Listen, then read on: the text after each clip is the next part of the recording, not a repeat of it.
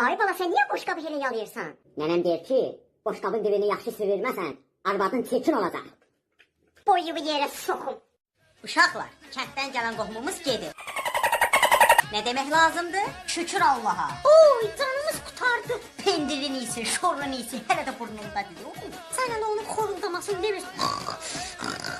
Yatanmırdı mı? Run. Ay Allah, sən öləsən.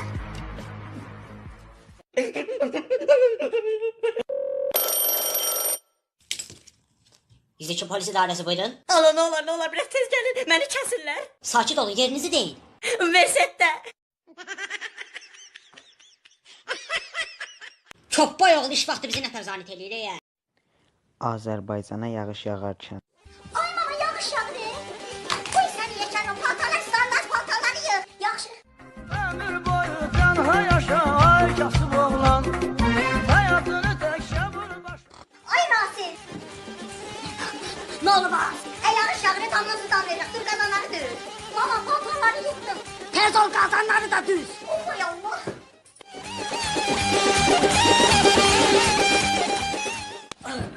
Qazanları əl vurma, paltaları həl asma. Yağış birdən yenə hücuma gəl. Mama, o oğlan o qədər çox sevirəm. Ona başqası baxsa, həmin adamı yolarım. Yaxşı görüm ha. Buradan bura toyuq yola bilmiş, gedib xalqın qızını yolacaq.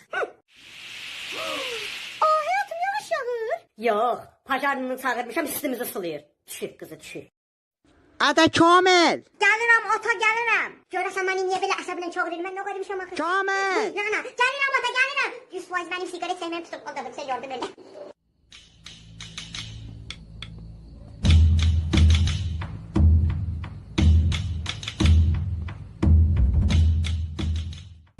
Yapın gəl. Ata, mani bağışlar olar, bir də siqaret çəkməyəcəm. Sən siqaret çəkirsən? Vay nana, onu demirdim bəs. Bir də qızlara söz atmayacağım. Sən qızlara da söz atırsan? Ay dədə, onu da demirdin. Bir də oğurluq eləməyəcəm. Ada, sən oğurluq da eləmişsən? Vay nana, bəs nəyi deyirsən? Adama deyəcəkdim ki, zibilləri at, sən də öz zibillərin üstünü açdın. Bura gələn.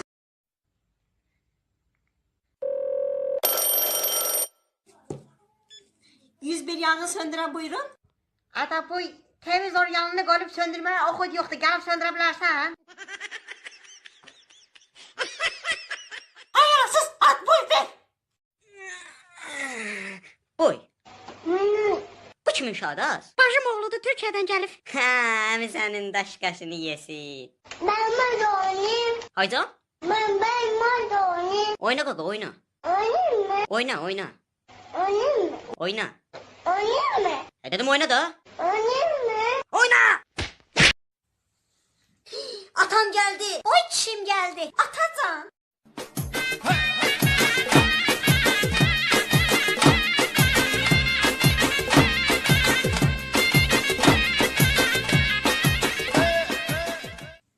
Hələ maaş almamışam.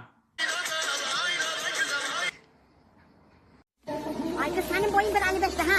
Onda yatağından paraşütle tullanırsan ha?